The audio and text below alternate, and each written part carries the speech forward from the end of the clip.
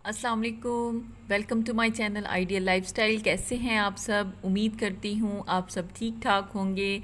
आज मैं आपके साथ शेयर करूँगी बालों में आप पर्पल कलर किस तरह से परमानेंट पर्पल कलर डाई कर सकते हो। ठीक है, तो आज इन बालों पे मैं वर्क करने वाली हूँ। काफ़ी फ्रीज़ी हैं और कर्ली हैं और इन पे पहले भी स्ट्रीक्स का काम हुआ हुआ है, तो इनका टेक्सचर और कलर आपके सामने है। ठीक है, स्ट्रिकिंग बहुत कम है लेकिन कर्ली और फ्रीजी होने की वजह से बहुत ज़्यादा नज़र आ रही है। इसीलिए मैं पार्टीशन करने के बाद मैं इनके बालों में कट डाउन लगाऊंगी। और देखिए, पार्टीशन जिस तरह से मैं पहले भी अक्सर बता चुकी हूँ आपको, उसी तरीके से मैं यहाँ पे पार्टीशन लूँगी। और कुछ कुछ स्टेप्स में मैं अपने स्टेप्स को निकाल के और लेंथ के ऊपर फॉइल के साथ कट डाउन लगाऊंगी। यहाँ पर बताती चलूँ कि आप लोगों के लिए आज ये वीडियो बहुत हेल्पफुल साबित होगी इंशाल्लाह ताला। और कोशिश करूँगी जितनी भी प्रोडक्ट मैं यूज़ करूँ उन सबको आपको आपके साथ अच्छे तरीके से शेयर कर सकूँ। और अगर कुछ मिस हो जाया करे तो आप लोग मेरे इंस्टा पे मुझे ज्वाइन कर लिया करें। मैं डिस्क्रिप्शन में अपने इंस्टा का लिंक लगा दूँगी, आप लोग वहाँ पे जाके मुझे ज्वाइन कर लें और कोई भी क्वेश्चन हो तो मुझसे पूछ लिया करें।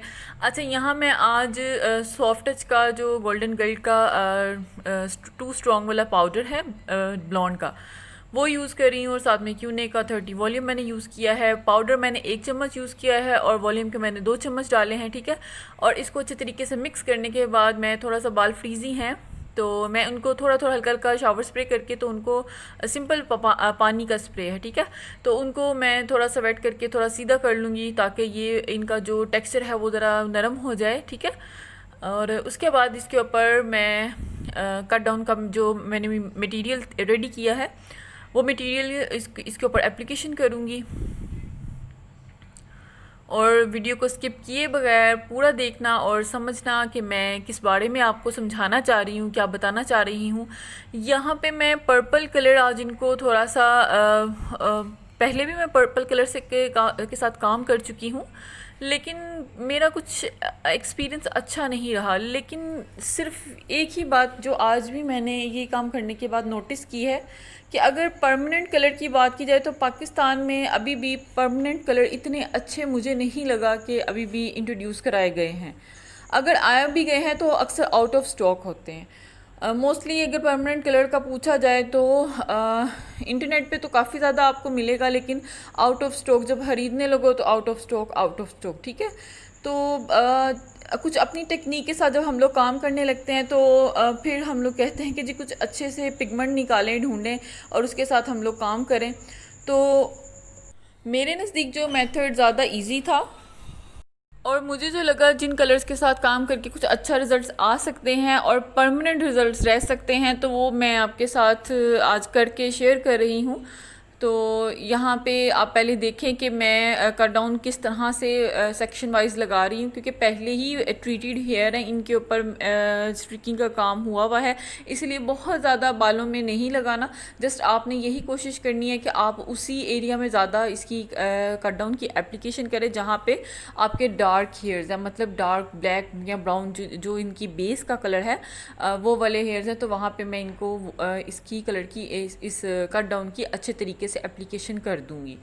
ठीक है, सेक्शन वाइज आप देख लें कि मैंने इनका एक नीचे का पार्ट लिया, उसमें 2 सेक्शन निकाले, उसको मैंने लगाने के बाद फॉइल लगाने के बाद एक सेंटर से सेक्शन लिया, उसको मैं छोड़ रही हूँ, इसलिए इसको बांध के एक साइड पे कर दूँगी ताकि काम के दौरान मुझे ये वाले बाल डिस्टर्ब ना करें और मेरा काम ईजी हो जाए। तो यहाँ पे देखें मैं दूसरा जो है तो वैसे तीसरा पार्ट, लेकिन फॉइल लगाने के लिए दूसरा पार्ट जो है वो मैं निकाल लिया है और इसको मैं अब फॉइल लगा रही हूँ। ये वाला पार्ट छोड़ने का मकसद सेंटर में यही था कि जब मेरा कलर की एप्लीकेशन हो जाए तो स्ट्रीक्स वाले बाल और इनके ब्लैक बाल और जो मैं आज इनको कलर लगाने वाली हूँ पर्पल की शेड के अंदर, जो परमानेंट कलर रहेगा कुछ अरसे तक, तो ये बाल आपस में मिलके एक ब्लेंडेड सी लुक आए। ऐसा ना हो कि कहीं मैं सारा एक ही साइड पे भर के लगा दूं तो वो सारे बालों में एक जैसी आगे पीछे की लुक हो, तो वो मैं नहीं चाहती। इसीलिए मैंने इनकी थोड़ी सेंटर से बाल छोड़े हैं और इंशाल्लाह ये मिक्स होने के बाद मेरे अच्छे लुक देंगे। आप वीडियो को देखते रहें, पसंद आए तो लाइक ज़रूर करें।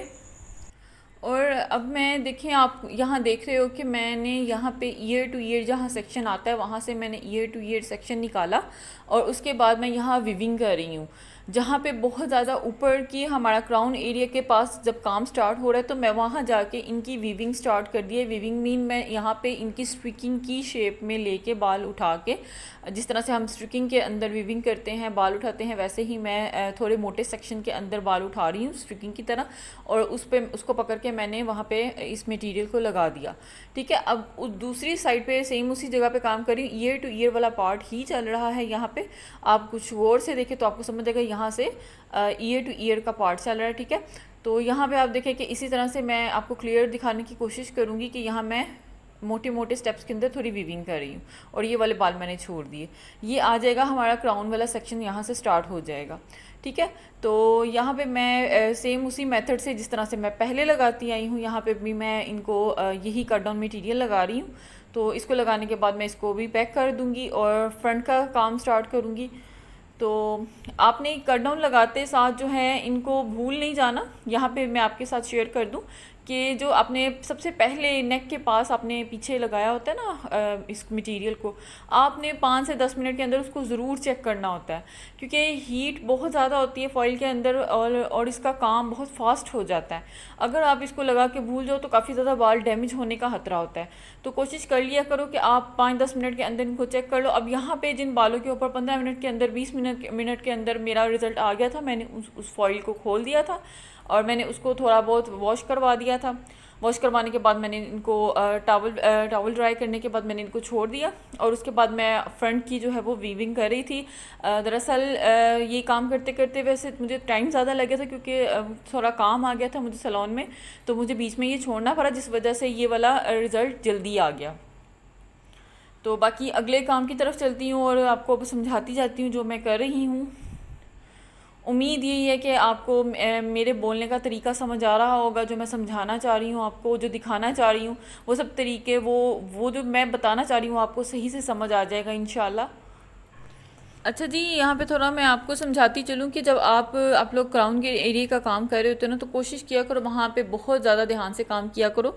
और सेक्शन आपको ज़रा क्राउन एरिया में थोड़े बारीक उठाने चाहिए, ज़्यादा मोटे मोटे उठाने नहीं चाहिए। ठीक है, ये देखिए इस वाले पार्ट का भी मैंने जिस तरह से पीछे मैंने एक एक सेक्शन छोड़ के काम किया था, सेम उसी तरह से मैं फ्रंट में भी एक सेक्शन छोड़ के काम कर रही हूँ।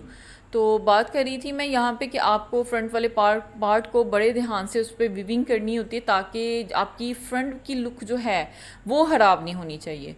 तो आप ये चीज़ें जो है ना बड़े गौर से देखो और समझने की कोशिश करो जो मैं समझाना चाह रही हूँ आप लोगों को। तो यहाँ देखें कि मैं रूट से जो है 1-1.5 इंच छोड़ के काम कर रही हूँ। ऐसे जैसे रफ़ मटेरियल नहीं लगाते, इसी तरीके से ये रफ़ मटेरियल लगाना है। और क्योंकि हमें थोड़ा सा फ़ंकी लुक देनी है, हल्की फुल्की सी, ये इतनी शार्प टॉयलेट लुक नहीं होगी, ये थोड़ी फ़ंकी सी मिक्स सी लुक होगी जो बड़ी अच्छी लगेगी, बड़ी कूल टोन के साथ बड़ी अच्छी इसकी लुक आएगी इंशाल्लाह। तो यहाँ पे मोस्टली फॉइल्स का काम ख़त्म हो चुका है। जो बाल मेरे कट डाउन हो चुके थे उनको मैंने पानी से निकाल के फ़्रेश कर लिया हुआ है, और उसके बाद इनके लास्ट वाले फॉइल्स को हम चेक करेंगे और उसके बाद इनको वॉश करवा दूँगी। वॉश मैं इनको ऑफ़ कैमरा करवाऊँगी। तो उसके बाद वॉश करवाने के बाद मैंने इजी कलर का इनको हेयर मास्क यूज़ करवाया। उसके बाद मैं यहाँ चलती हूँ 5.62 ठीक है, ये मैं इनको यूज़ कर रही हूँ। ये मैं हाफ़ ट्यूब लूँगी, 5.62 की मैं हाफ़ ट्यूब लूँगी। ठीक है, अब जी जो समझने वाले हैं वो यहाँ पे इस चीज़ को इग्नोर मत करें, यहाँ पे स्किप मत करो, यहाँ पे अच्छे तरीके से समझ लो गौर से देख के, और इस चीज़ की मैं जो मेजरमेंट कर रही हूँ वो चेक कर लें। यहाँ पे वॉयलेट कलर है जो दूसरी ट्यूब है, तो ये जो वॉयलेट कलर है ये मैं यूज़ करूँगी एक ट्यूब का तीसरा हिस्सा। ठीक है, बिल्कुल समझ लें आपके 10 ml तक, 10 to 15 ml तक मैं इसको यूज़ करूँगी। 60 ml अगर हमारी ट्यूब है तो उसमें से 15 ml मैं इसका निकाल लूँगी। तो यहाँ पे इसकी मेजरमेंट के लिए स्केल भी दिया हुआ होता है, तो जो फर्स्ट का है यहाँ पे मैं चेक करवा दूँगी कि मैंने इसको कितना निकाला, यहाँ तक आप चेक कर लें। ठीक है, बिल्कुल थर्ड पार्ट मैंने इसका निकाला और इसमें मैंने 10 वॉल्यूम, इसकी बराबर की रेशो पे मैंने इसको 10 वॉल्यूम इसमें डाल दिया। और देखें, इसके बाद मैं इसको अच्छे तरीके से मिक्स करूँगी और उसके बाद मैं सेमी वेट हेयर के ऊपर ही इनकी एप्लीकेशन कर दूँगी। और यहाँ पे जनाब मेन जो काम दोबारा हमारा करने वाला है वो ये है कि ये जो एप्लीकेशन है ये आपने बड़े ध्यान से करनी है, कहीं पे भी पैच नहीं आना चाहिए। डार्क कलर कट डाउन के ऊपर लगाने से, चाहे वो रेड हो चाहे पर्पल हो चाहे कोई भी हो, लगाने से ऐसा ही लगता है कि बड़ा अच्छे से लग गया है, लेकिन बिलीव मी इनको दोबारा टचअप ज़रूर करना पड़ता है, इनको दोबारा चेक भी करना पड़ता है 10 मिनट्स के बाद ये, क्योंकि कहीं पे ठीक से लगा होता है कहीं पे नहीं आया होता। तो इसलिए इसकी हमें टचअप दोबारा 10 to 15 मिनट्स के अंदर करना पड़ता ही है, ठीक है। इसीलिए आप मटेरियल को इतना बना लेना कि आपका दोबारा भी इसका एक टचअप दोबारा लग सके, जितने बालों पे आपने कट डाउन लगाया उसी के ऊपर, ठीक है। तो मे बी मेरे समझाने का तरीका इतना अच्छा ना हो, सिर्फ लगाने से आपको अच्छा समझ आ जाए, तो फिर जिन लोगों को सिर्फ देखने से समझ आ रहा है तो वो देखते रहें और समझते रहें।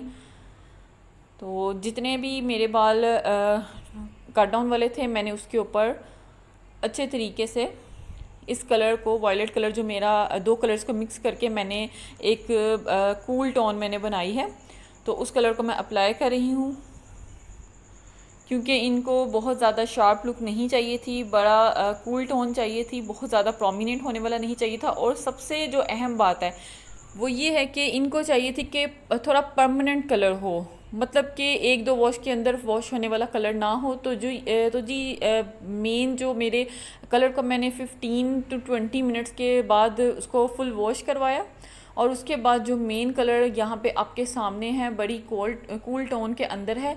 और देखें कि इसके लुक आपको कैसी लगी, और उम्मीद है कि आपको इसकी लुक अच्छी लगेगी। और ये कुछ देखें, ऐसा नहीं है कि हमें सैलून के अंदर सिर्फ एक ही चीज़ पे काम करना पड़ता है, ये चीज़ भी आपके बड़े काम आ सकती है। मे बी आपके पास ऐसे क्लाइंट आए, बहुत बार ऐसा होता है कि क्लाइंट आके अपनी मर्ज़ी के कलर आपको बताते हैं जिसके ऊपर आपको काम करना पड़ता है। तो मेरे हिसाब से हर दिन एक नया होता है जिसमें हम सीखते हैं, ठीक है। तो आप भी डे बाय डे कोई ना कोई काम करो और सीखो, और अपने अपने जो एक्सपीरियंस है मेरे साथ शेयर करो। अगर आप किसी अच्छे परमानेंट कलर के बारे में जानते हैं तो मेरे साथ वो ज़रूर शेयर कीजिएगा, ताकि मेरे एक्सपीरियंस में भी इजाफ़ा हो, मेरी नॉलेज में इजाफ़ा हो, मैं भी उनके ऊपर काम करके देखूं। तो आई होप मेरे समझाने का तरीका, काम करने का तरीका अगर समझ आया हो तो लाइक ज़रूर करना, सब्सक्राइब करना, शेयर करना, और